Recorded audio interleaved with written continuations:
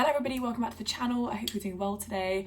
I certainly am. I'm in a really chatty mood today and I have so much I want to go through, so many things that I just feel really passionate today about this particular topic. It's been on my mind. It's something that I've definitely overcome to a far extent, especially in the recent past. And I've kind of really thought about how I've overcome getting attached really easily, how I've to a far extent overcome my anxious attachment style, how I've kind of gotten out of this space of limerence. I think I would say I got out of it quite a long time ago, not a long time ago, but a year ago. And I made a video probably about a year ago now where I was explaining that I had finally made that switch from being in the passenger seat in my own dating life to being in the driver's seat, and how I was really kind of happy in my situation in dating. And it took years to get to that point. But I'm going to talk to you about it today. I'm going to tell you how you're hopefully going to be able to do it, or at least how I've done it, and you can just take what resonates.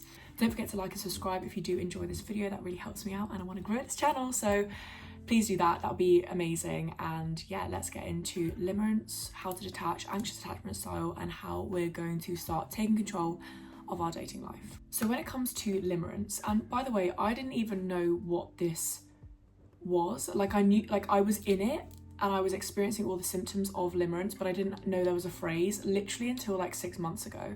And I was talking to a client actually, and she mentioned this word called limerence. I was like, what is that?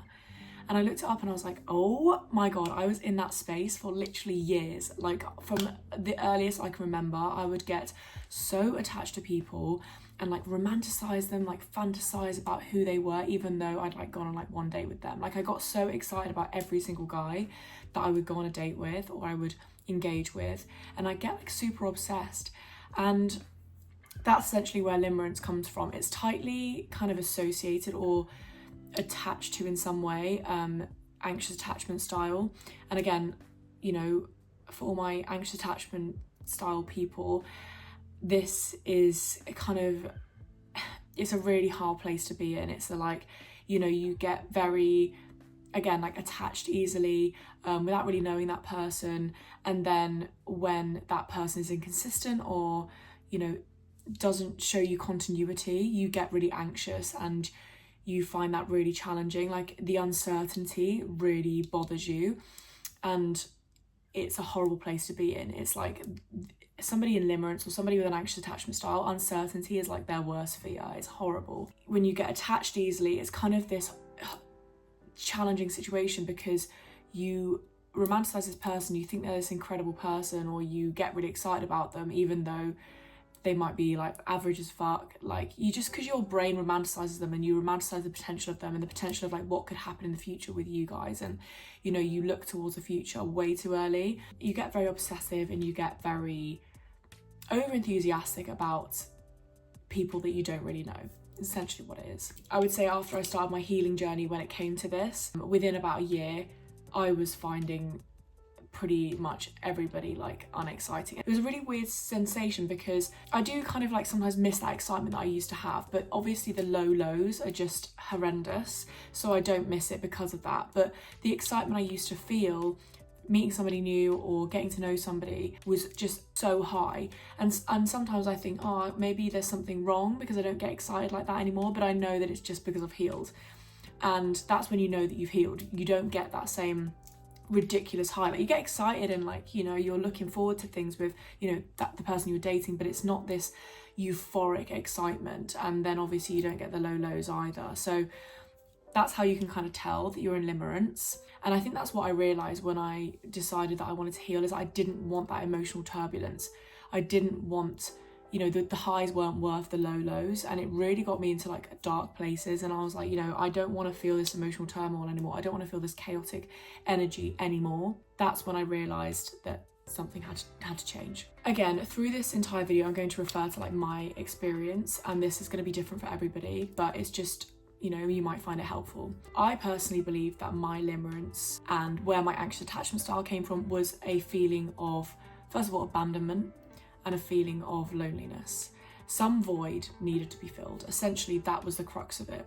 There was a void that I had in myself that I hadn't healed, and I was filling it with this excitement. I was filling it with the up and down toxicity and the excitement that would come with getting excited about somebody. There was a void to be filled, and I remember literally saying to like one of my friends, I don't even want a boyfriend, like I don't even want that, but I just like the excitement and I just like the thrill that is dating somebody new, getting to that point where, you know, you're chatting to them and things are going well, there's like high sexual tension, and then there would be this like massive flop when it would end, because I'd be like, oh, like it wasn't this exciting thing that I thought it was.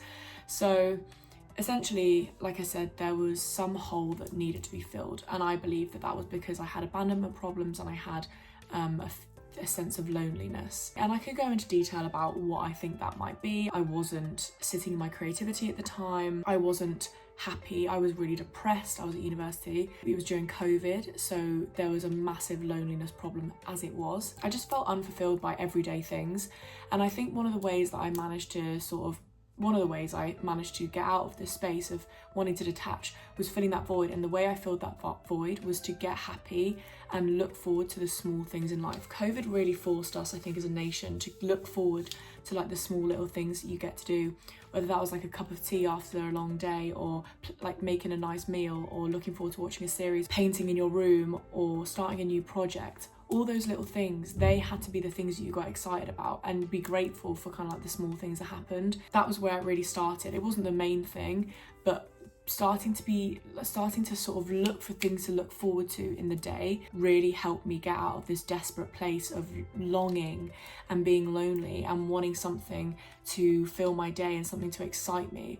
I think we often look for chaos and excitement when there's not a huge amount of other things going on in our lives. Honestly, now, like, I'm so consumed with my project work and my businesses, my travel plans, and being with my partner and friends, that there isn't even a desire for chaos. If anything, I want the opposite. And I think working towards finding a space in your life where you don't need chaos, you don't need that kind of up and down thrill, is where it starts, is where you are able to start detaching, is where you're able to remove yourself from this limerence place, because you're not looking for cheap thrills. There's no other way to say it. You're not looking for those cheap thrills anymore. You don't find those cheap thrills attractive.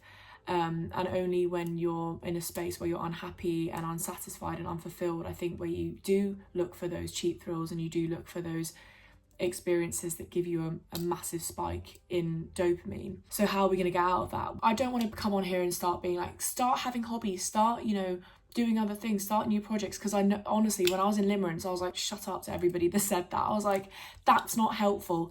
When you're in limerence, friends, going out, like distracting yourself doesn't really work, or like channeling your energies into hobbies. It's not the same thing. It's not satisfying. It's not the same satisfaction as like, this excitement of like getting with somebody that you really fancy and the build up of like dating and that kind of thing. It's not the same. You can't replace. But what you can do is add on getting excited about small things. Like, add that on. Don't try and replace it. There's no way you're going to try and you can't replace it. You're not going to be, your brain's not going to be able to replace it. This is a long, drawn out, hard process. And plus, you have to want to get out of limerence. You have to want to detach. And you'll know that detaching brings you so much peace and brings you so much fulfillment, because you're not drawn in by anything. You are your own person, and you're not easily swayed. You are standing your ground, and your emotions are less affected by the actions of other people, certainly people that you're interested in romantically, which, again, to rely on your romantic interests, or to rely on people that you don't really know, is dangerous territory. So we all know why we want to detach. It's liberating, right? So don't try and replace that limerence feeling. Just add on, like I said, being grateful for small things. Just start adding those things on. Adding on hobbies. Don't try and avoid it. Sit in it, I would say, from my experience, but just add on things that take your mind away from being obsessive over somebody. And with a bit of luck, hopefully over time, your brain will spend less time obsessing over people and obsessing over like romantic relationships. It will become a less dominant part of your life if you have other things going on. That's just a fact, because your brain is focusing on something that isn't that. And I will say, you've got to want to do it. You've got to want to get out of this place of chaos and seeking cheap thrills, you have to want to do that. If you enjoy it, you're not going to be able to get out of it. But if you are finding it like unsatisfying, good, you're on a good track, and this is how you're going to do it. There's discourse online about, you know, there's only so much self-healing you can do before, you know, ultimately you do want a partner, ultimately you do want companionship, and I think that's valid. And I think you shouldn't strive to be like, oh my god, I'm fine without a partner, that's, you know, I'm okay without any of that. Like, that's not the goal, is it? The goal is to just get out of this place of romanticizing average ass people. It's romanticizing the situation and, you know, basically the object that you have your gaze on rather than the actual person. Practicing self-love, and the key word there is practicing self-love, is how you're going to get out of limerence, and is how you're going to ease or soothe or reduce your anxious attachment style. And I know some of you are going to like switch off at this point because it's a bit wishy-washy, I get that, but I want to pinpoint what I'm saying is that you have to practice it. The way I started to get out of limerence and get out of the anxious attachment style was not to avoid men or dating in general. It was actually not exposure therapy, but it was essentially to put myself in situations where I was dating. And I didn't deliberately do this, by the way, it just happened, but the people that I dated, certainly kind of after uni, they would behave in a way that would force me to choose myself and would force me to realise who they really were, and to force me to start seeing toxic behaviours as unattractive rather than exciting. There'd be situations where they would be disrespectful, they would mistreat me, try and get me to lower my standards. And I acknowledged in those moments that I had to choose myself if I was going to be happy. You know, in tandem with this, you know, I knew that I would have to choose myself, and I know that I would have to stand up for myself and be like, no. But it was hard. It was hard because I liked that person, I was fantasizing about that person, I thought of a whole future with that person, or, you know, thought of some future with that person. I would get really excited about where it could go, and I would literally have to grieve every single time. I would have to grieve what I had fantasized that had never happened, but I had to still grieve that fantasy every time they showed me who they really were. And I had to keep doing that. The universe will give you the same problem or the same experience until you learn the lesson. And that's literally what happened. It happened every single time. I would get really excited about them. I'd think of all these, you know, things, all this future with them and what could happen. And I'd romanticize them meeting my friends and my parents and whatever. They would do something hurtful, disrespectful that would be like a fucking deal breaker for me. And I would have to grieve that, and I would just move on. Those things that they did, I would then label in my brain as like, ooh, I don't like that, I'm not dealing with that again. And I would literally make a mental note and actually a physical note of those behaviours that I did not have time for. So the first person I dated right out of uni, I asked him for more communication and consistency, and he got annoyed with me for that, and he got frustrated with me for that, and told me that I was being ridiculous. And I was like, And so I made a mental note. I was like, if anybody tries to do that to me again, they can go. And so it happened with every single guy that I kind of dated. They would do something that I was like, oh, I really don't like that. That's not good enough for me. And I would make a mental note, and I grieved the fantasization. I grieved that process. It was really painful, but it got easier each time. And every single time it was like this like upward spiral. Every single time it would get easier. Every single time I'd feel more confident in what I thought and what I stood for and my standards. And I would say no more and more often. And they would, you know, they might gaslight me. They might say, oh, you know, for example, one person, for me, you know, stingy people, I just don't like them. Like stingy with their time, stingy with their money, stingy with their effort. It's so butters to me. And this person wanting to split a coffee with me. And it must have been like £1 or whatever. And he was really well off. And I just thought, you're stingy. It's like that attitude. It's not the fact that he can't pay for it, which would make sense, but it's the fact that he is just a stingy person. Like that's part of him, and that's part of his character. And that for me is like a no. And I felt so much pressure. I was like, oh, you know, but I really like him. Like he's really attractive. Like he's like got all these other great qualities about him. But that thing for me, I was like, it's a no. it's just a no. And I'm so glad obviously I said no, because my partner now, like, obviously is the most generous man ever. For me, it was one of my standards. And I think as I kind of had more of a dating experience, I realised that I had so many more standards than I thought I did, and I was like dropping them all for the sake of this fantasy I'd made up in my head. And you do reach a point where you're kind of like, you can't tolerate things anymore. You can't tolerate mistreatment. You can't tolerate things that are below your standards and, you know, less than what you believe you deserve. And when somebody new comes along and they show you any signs of that, it's just immediately like, no, that's not for me. I'm not even going to try and get involved. I'm not even going to let myself fantasize about you or fantasize about, you know, a future with you. Practicing dating and practicing choosing yourself, being like, no, this is not for me, or yes, I like this part of this person. And what I found was I was like sort of cherry picking, you know, every single person I've dated, there was something really great about them, and I cherry picked that, and I was like, you know what, I really like that part. And just understanding and having that self-awareness of like what you really like and what you find attractive, and also what you don't find attractive, it really helps you, because you become, you get a more solid idea of like what you're looking for, and, you know, the kind of ideal person. And actually I saw a video about limerence, and this lady explained that one of the ways she got over it was to start, instead of fantasizing about somebody and thinking, oh my god, they're my dream person, kind of just think, actually no, what I'm thinking of is a dream person for me. A dream person has this quality, you know, has this kind of attribute about them.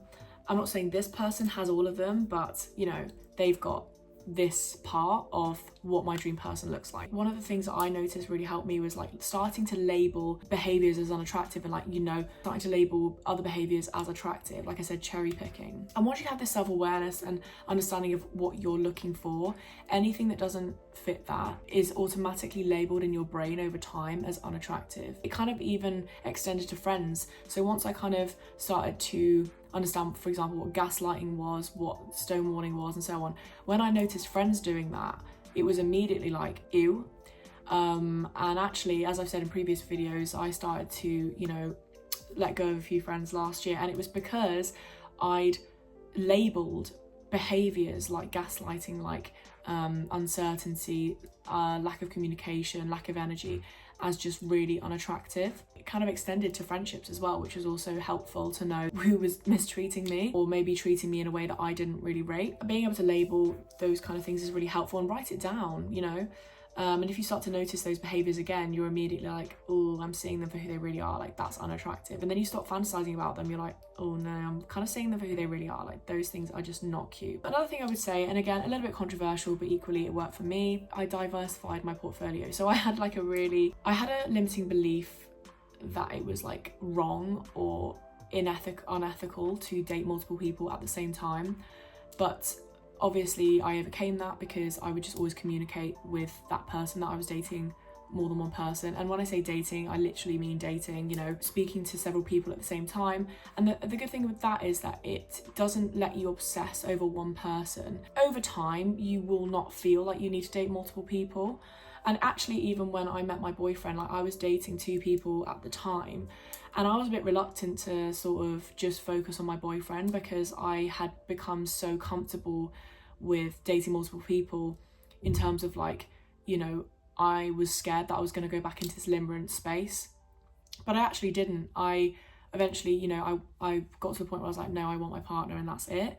And I didn't go back into this space of limerence or anxious attachment style, because I don't obsess over my partner. Like, I love him and he's incredible, but I'm not like obsessive. It's a healthy space. I think it's helpful to diversify your portfolio of men or whoever you're dating, because your object of your desires and your fantasies is not just one person. It's like you've got multiple people and you're excited about multiple people, and then if like one person maybe doesn't work out with one person, that's okay, because you've got like 1 or 2 other people who you're focused on, or who you're kind of enjoying chatting to. Contrary to, I guess, popular belief, it does really help. I think a lot of people see it as like, oh, I don't want to be lonely. It wasn't coming from a place of like always needing a man, but I just knew for me in my limerence space that it was either I was obsessing over one person or I wasn't obsessing over anybody. And I think the latter was always better for me. You know, I wasn't envisaging a future with one person, because also when you're dating more than one person at one time, you naturally compare them and you naturally think, well, this person does this and this person doesn't, and this person also does that, which is good, because you should be comparing. You should be able to assess like what's right for you and what's not, and who's right for you, and what behaviors fit well with you and which behaviors don't. It's actually a really helpful thing. One person is showing you what you could have, and the other person is showing you what you're not getting, and you're like, well, that's not good enough, so you've got to go, or whatever it is.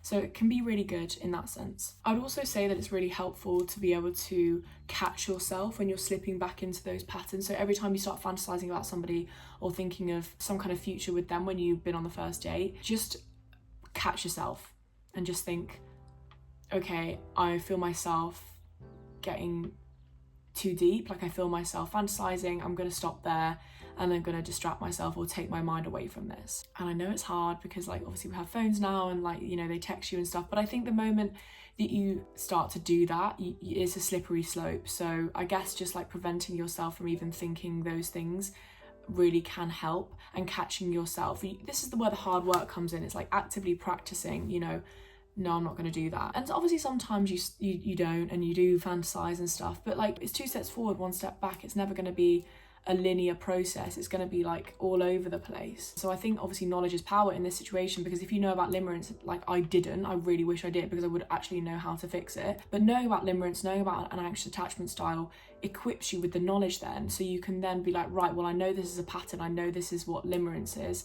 And then you don't feel so alone, you don't feel like it's weird, or you don't feel like you're like there's something wrong with you for thinking this way. It's perfectly normal. Lots of people experience this. Being able to catch yourself in those patterns because you have the knowledge helps. So just learn about limerence, learn about it. The more I like myself, the less my body can withstand things that do not align with me. When you like yourself and you practice self-love, and I mean practice, by the way, choosing yourself, you get to a point where you physically cannot put yourself in a situation that doesn't serve you. You're immediately like, no, I don't want it. I'm not tolerating that. I'm not going to put myself in that situation. You can't do it. You like yourself too much. You back yourself too much, and you are unwilling to put yourself in that position because you know that it's going to be harmful. You know it's literally self-harm to put yourself in a position where you are being, you know, treated less than you deserve. So practicing self-love is a really important thing, and having that self-awareness of like what you will tolerate and what you won't tolerate, and what you want and what you don't want, is a really fantastic place to be in, because you have that awareness. And once you have that awareness, and like I said, knowledge is power, you know, you can see people for who they really are, and not just fantasize about them. You're like, right, well, you know, I want this, they're not providing that, that's it. It's not personal anymore. It's just a situation of, I'm going to assess what I want and what I don't. And now that I know what I want, it's so much easier to assess that and be, you know, honest with myself. I could literally do so many videos on this. I probably will do another one, like an update on like more I've learned about it. I've now got enough hindsight to look back on where I was, and then obviously where I am now, and see what I did and watch the process and look back on the process that I went through to heal this part of me. So I'm sure I'll do like another video on this because it's a big topic. I hope you found this video helpful. Let me know down in the comments what you think, your experience of limerence, your experience of detachment. If you did enjoy this video, please don't forget to like and subscribe. That really helps me out. Really appreciate it, and thank you so much for watching. I hope you have a wonderful rest of your day, and I will see you in my next video. Bye.